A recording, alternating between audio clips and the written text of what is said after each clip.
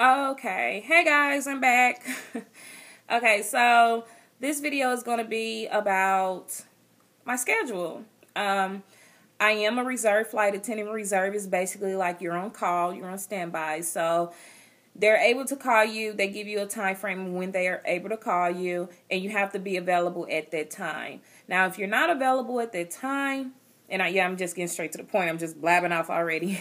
But if you're not available, you need to be available because that's your job. So just for an example, my reserve days are Friday, Saturday, Sunday, the weekend, okay? So they can call me starting at 3 a.m. all the way up until whenever, just because I'm reserved. Now, when they call you, you usually have X amount of time to get to the airport. It all depends. And you will learn all of this once you become a flight attendant. They tell you all of this during training. But you will have X amount of time to get to the airport and report for your flight.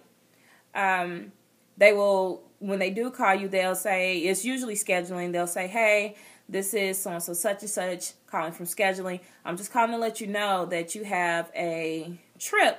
Okay, and your trip is going to be for 3 days, and you're going to be in Philly tonight, and you're going to be here tomorrow. They usually don't say where you're going to be the next day. They usually just tell you where you're going for that night, because once you find out you have a trip, of course, you're going to go into the system and see what you have. Now, they also tell you what position you're going to be flying, okay? It's really not important, but I'm just telling you the information they give you. So you go to the airport, you check in for your flight. You usually meet the other flight attendants that you're flying with that day.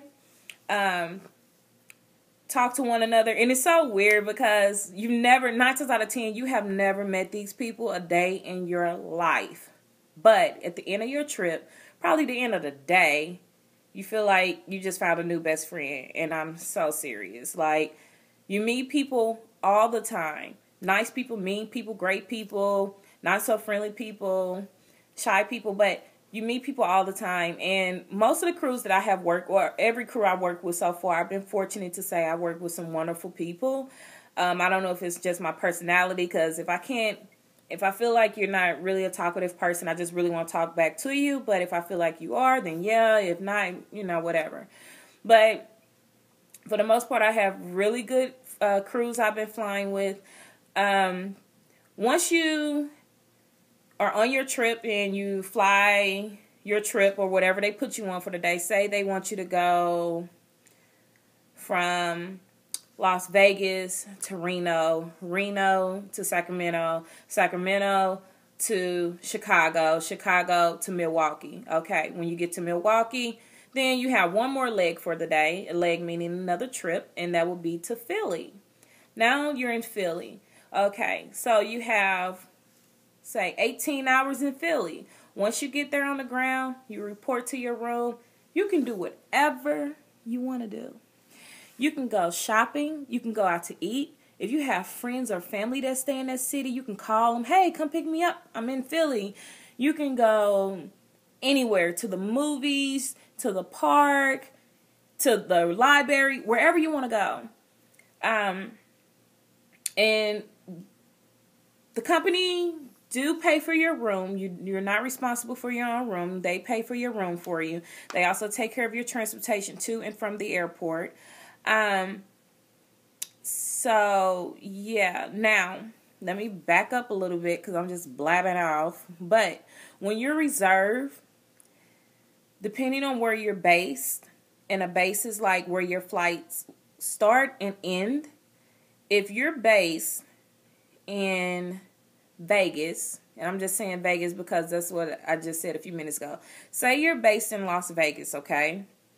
But you don't live in Vegas. Say you live in Chicago. So you live in Chicago, but you're based in Vegas. Well, since you're not based in Chicago, you have to travel to Vegas just so you can work. Meaning, in other words, you're commuting. So you are a commuter, okay? So you have to travel to Vegas, usually the night before. So if I work Friday, Saturday, Sunday, then that means on Thursday, I need to be in Vegas because they may call me at 3 a.m. on Friday. Now, if they call me at 3 a.m. on Friday and I'm still in Chicago, that's grounds for termination. And you don't want to be fired from such a wonderful job. So, you make sure your butt is in your city that you're based in the night before. That's my phone ringing. Sorry, guys. Hold on. It's my dad. So, I'll call him back in a minute. So, you make sure you're based in the city that you're in. You're in the city that you're based in the night before. Once you get there, you can still do, you are responsible for your own lodging. They don't pay for that. So, whether that means you have to get a hotel room or you need to get a crash pad. And I'll go over crash pads with you. A crash pad, I'll go over that in another video. But you are basically responsible for where you base. You can definitely move to your base if you want to. A lot of people do. Some people don't. It's totally left up to you. So yeah, that's the life of being reserved. You're basically on call anytime they ask you to be. If you're not based there, if you're not based where you live, then you have to commute to your base, and it's not so much fun because you're traveling on your days off, so that takes time away from your friends and family or whatever you have going on back in your hometown. So I hope this video helped you guys out a lot. Once again, if you have any questions, just put them down below. I'll be more than happy to answer them for you, and you guys have a great day. Bye.